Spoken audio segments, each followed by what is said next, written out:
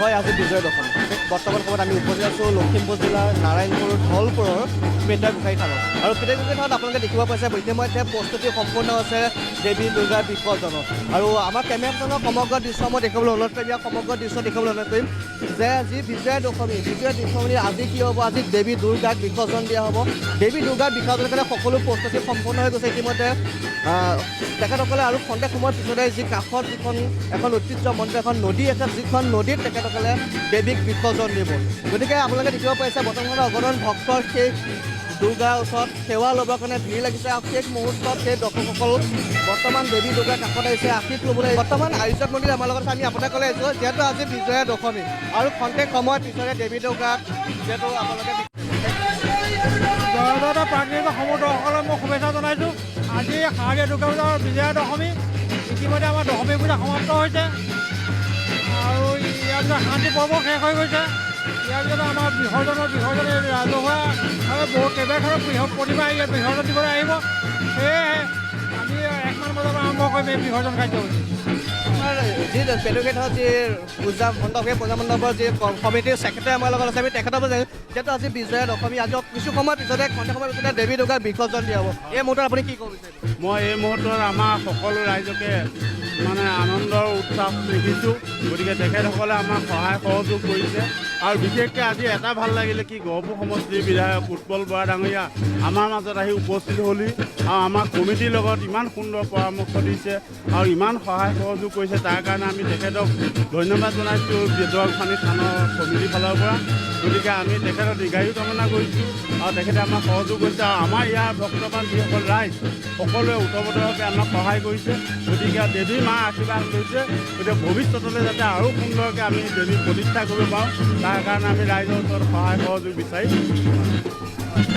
হয় এয়া আছিল আজি পূজা মণ্ডপৰ এতিয়া আমাৰ লগত আৰু এগৰাকী আছে আমি তেখেতৰ ওচৰলৈ আহিছোঁ আমি আপোনাৰ কাষলৈ আহিছোঁ যিহেতু আজি বিজয়া দশমী আৰু আজি কিছু সময়ৰ পিছতে দেৱী বিসৰ্জন দিয়া হ'ব এই মতে আপুনি কি ক'ব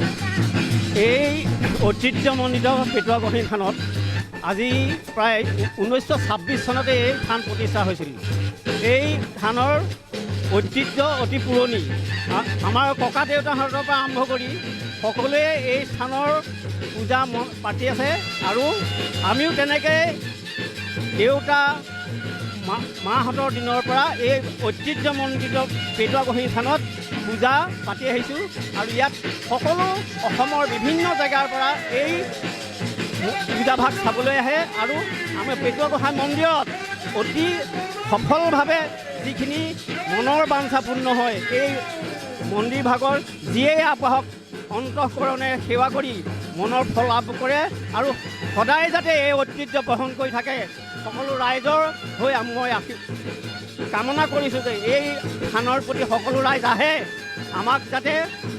উৎসাহিত কৰে আৰু এই থানৰ ঐতিহ্য বহন কৰিবলৈ মই সকলো ৰাইজৰ প্ৰতি কামনা কৰিছোঁ এই মোৰ কথা আপোনালোকৰ তালৈ আগবঢ়ালোঁ হয় নিশ্চয়কৈ এনেদৰে হ'লে ক'ব বিচাৰিছোঁ যে বৰ্তমান সময়ত পুনৰ প্ৰস্তুতি চলিছে দেৱী দুৰ্গা আছে কিছু সময়ৰ পিছতে আমাৰ খন্তেক সময়ৰ পাছতে কাষত যি নদী আছে সেই নদী এলেকাত গৈ বিসৰ্জন দিয়াব আপোনালোকে কাষলৈ আহিব বিচাৰিছোঁ আমি আপোনাৰ কাষলৈ আহিব বিচাৰিছোঁ যিহেতু আজি বিজয়া দশমী আৰু খন্তেক সময়ৰ পিছতে দেৱী দুৰ্গাক বিসৰ্জন দিয়া হ'ব এই মুহূৰ্তত আপুনি কি কৰিব আজি বিজয়া দশমী আজি 1926 চনত স্থাপিত উপৰোক্ত বক্তাই কৈ থৈ গৈছে যে ইয়াত অগণন ভক্ত হয়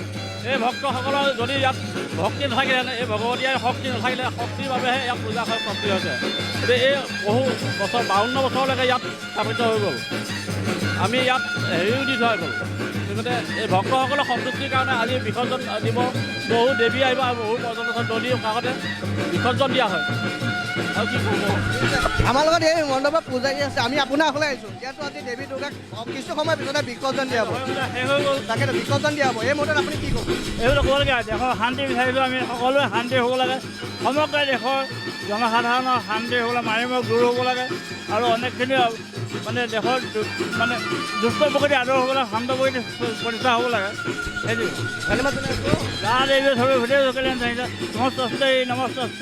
নমস্তে নমো নমঃ হ'ব আপোনাক ধন্যবাদ জনাইছোঁ হয়